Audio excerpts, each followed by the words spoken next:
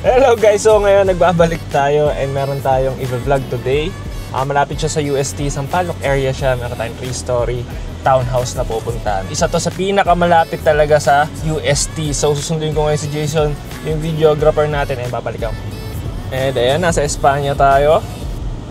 And sabi ko makikita kami sa overpass ng UST. Ito na yung entrance ng UST. Ito na yung Frasati building. Yan. So sobrang lapit lang na itong property na ito dito sa Frasati building. Yan dito sa overpass. Ayan na siya. Kitang-kita. Okay, so orasan natin kung gaano kalayo sa Frasati building yung property. Okay, so 1 minute and 30 seconds na ang lumipas and nasa kabilang kanto. Kung naghahanap ka talaga na malapit sa UST, ito yung property na para sa'yo. Okay? 3 minutes lang nandun na tayo sa property. Ang lapit, sobrang accessible. And malapit rin siya sa NU. Ayun yung NU building, oh, nakikita nyo na. Kabilang kanto nyo lang rin yung NU building. So nasa gitna siya ng NU and UST. Okay, so 3 minutes. Nandito na tayo. Almost 2 minutes and 45 nga lang kung tutusin talaga. So ang lapit niya talaga. Yes po, dito na po kami sa harap ng property. Apo. And then guys, waiting na lang kami sa magbubukas ng property and then start na kami mag-shoot. Okay, so ito yung property natin. 3 units yan. Then ito yung street natin, maluwag. Ayan. Ayan na yung, sa likod nito is yung NU lang. So ito yung nauna nating mga property. House tour number 1. Okay, so yung gilid niya is bakanteng lote. Currently is parkingan. What is up guys? Welcome to another Right House TV Open House Tour. And for today's video, nandito tayo sa likod ng NU and gilid ng UST. So 3 minutes away lang to sa UST. Pwede mo tong lakarin lang pati yung NU. And titignan natin tong brand new 3-story townhouse dito sa likod ko. So huwag na natin papatagalin pa. Let's start the house tour. Tara!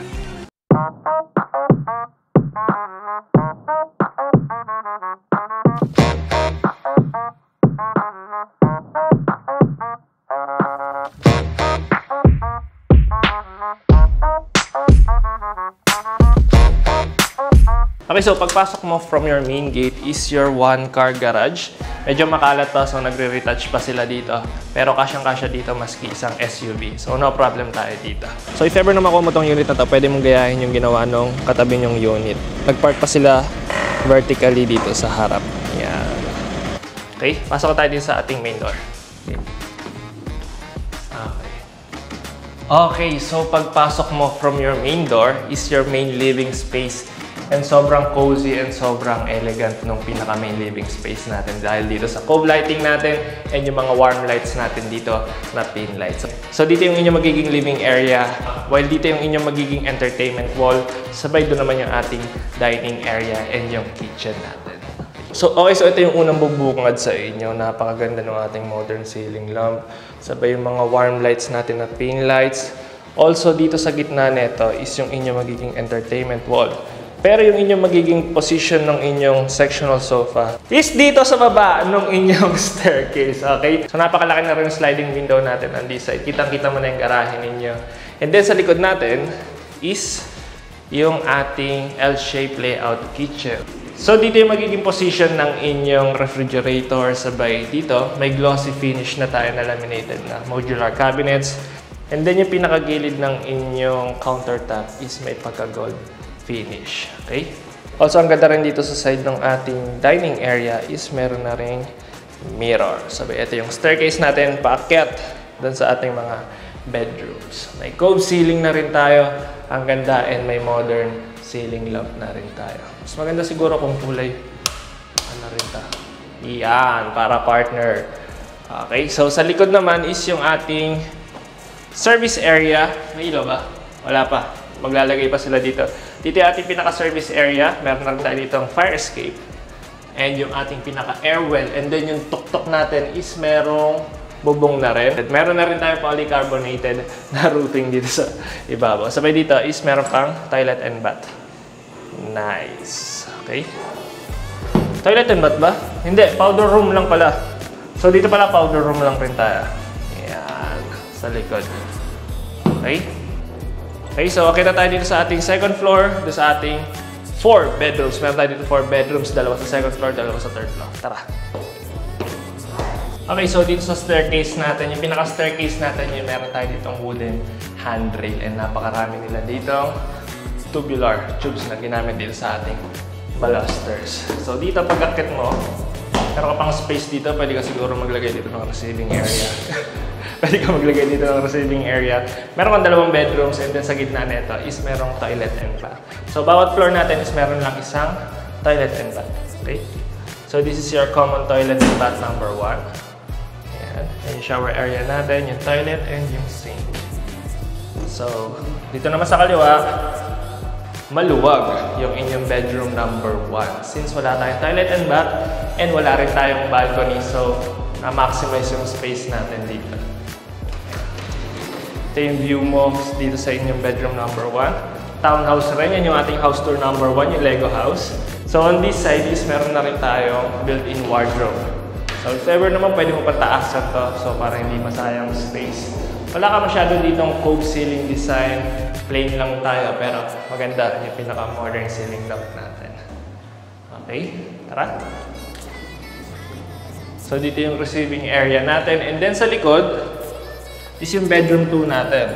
Usually, sa mga townhouse, yung likod na part or yung likod na bedroom, yun yung medyo maliit. So, since dito hindi na sila naglagay ng toilet and bath, mas marami yung space natin. Okay? So, dito meron tayong built-in wardrobe.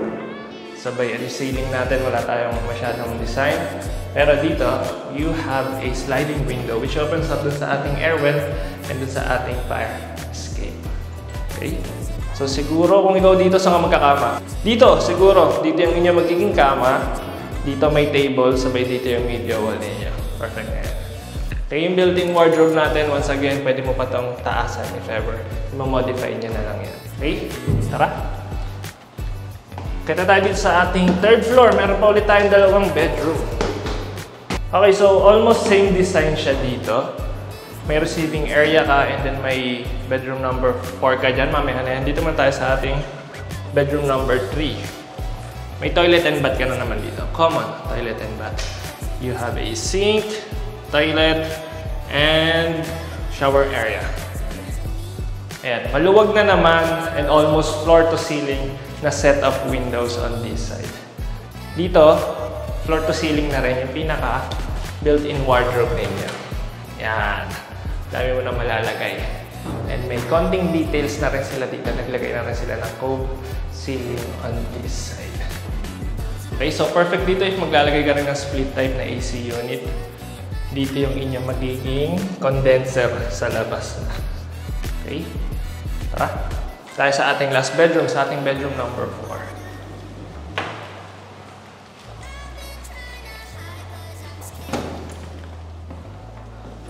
So dito sa bedroom number 4 natin, medyo iba pala. Ito yung bedroom 4 natin, may floor to ceiling na tayo na built-in wardrobe on this side. Ito yung ceiling natin. Flooring natin, same na same. Mula first floor hanggang third floor. And then dito sa likod is may laundry area. Ito yung pinaka-laundry area natin. So may sink tayo dito. May drain na rin. And then dito yung access natin sa ating fire escape and yung air well natin. Ito, may grills na. Sabay yung polycarbonated natin na roofing. Pakita mo kasi. Yun. Okay. Okay, so medyo mas maliit to since naglagay sila ng laundry area dito sa likod. Okay, let's do a recap guys. So meron tayo dito 50 square meters of lot area, 150 square meters of floor area. Meron tayo 4 bedrooms, dalawang malaking bedrooms, tapos meron na tayo ditong 3 common toilet. So bawat floor isang toilet and bath lang. Napaka-ganda ng vibes dito sa ating first floor. Also napakalapit na neto sa UST and yun ang sa gitna lang ng dalawang school. Walking distance lang pareho. So, lumalabas dalawang pwede. Okay, so kung nagustuhan mo yung property na tayo, you can send us a message sa right post. Or i-message nyo rin kami sa aming contact number. So, pwede kami schedule anytime na available ako. And may isa pa tayong i-house tour for today. Abangan nyo yung ating house tour